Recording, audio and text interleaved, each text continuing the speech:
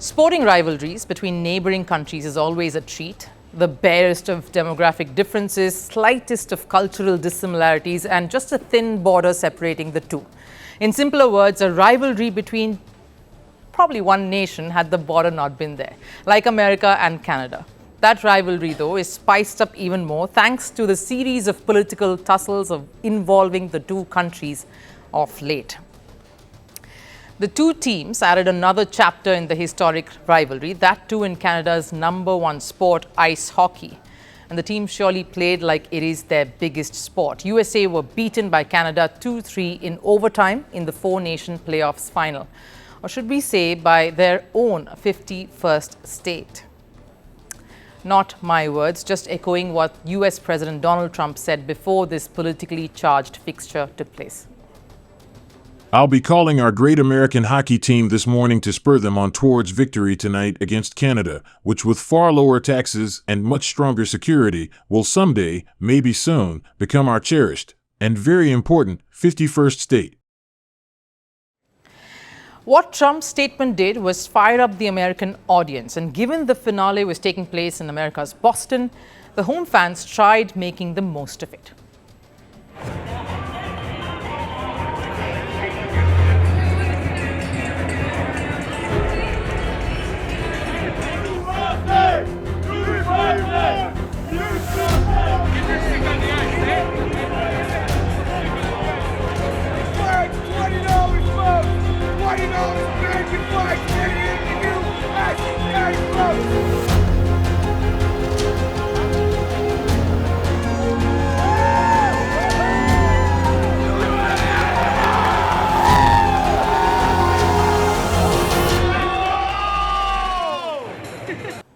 The USA team fans even started a reverse tradition to add more heat to the existing tensions between the two sides. While the American national anthem has been booed at in all sporting events across Canada, the American fans booed the Canadian national anthem to return the favour and prove their home advantage.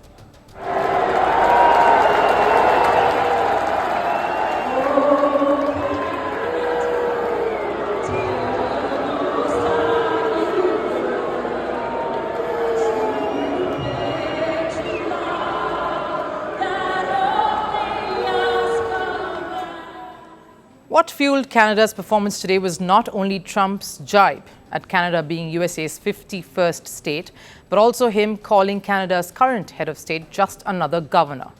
Trump was invited to attend the final in Boston by the US team, but couldn't make it due to his political commitments. The Republican, though, did not miss an opportunity to take a dig at Governor Trudeau. I will be speaking before the governors tonight in D.C. and will sadly, therefore, be unable to attend. But we will all be watching, and if Governor Trudeau would like to join us, he would be most welcome. Trump's statements added quite the hype to the already charged face-off, although it was nothing like their previous group stage meeting, a game where three fights broke out in the first 9 seconds of the game itself. This one didn't need any of it on the ice hockey rink at least, because the punches were being thrown outside of it. While both America and Trump were silenced by Canada's fantastic display, Trudeau, too, jumped at the chance at giving it back to the American president after the win.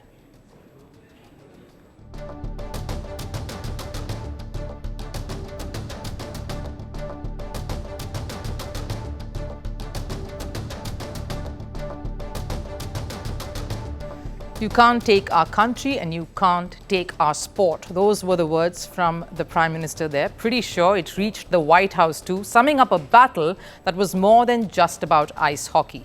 And what's interesting is that it wasn't even the biggest tournament for the sport. It wasn't the Olympics, but ended up being a high-octane contest nevertheless. I know it's just a quick tournament, and it's not an Olympic gold medal or anything like that, but it means the world to our group. As you can see, everybody battled so hard all week. So yeah, it was special. Well, Americans are sure to remember this encounter. For Canada, they will claim this ice hockey victory as one that snuffed out Trump's ambitions of making Canada the 51st state.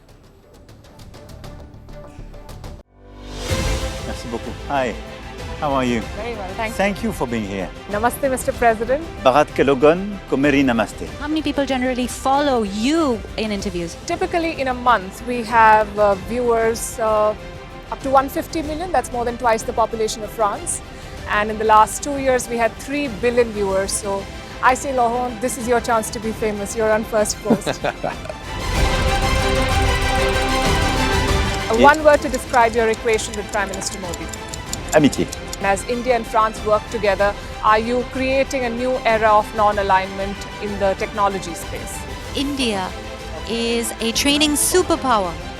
1 million engineers a year, more than all of Europe and the US combined. So we have that partnership.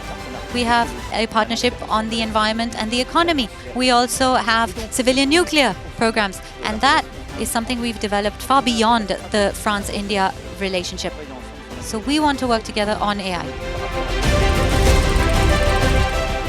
And then comes China with its DeepSeek, creating models at a fraction of the cost. Did that innovation take you by surprise? Did that breakthrough make you sit up and think, what did the Chinese do and how? But what did DeepSeek do? They took everything that was already available from the last AI model, and then they recalibrated it. So are you going to ban Chinese AI in France? So we don't have this American approach of banning tech because of where it comes from.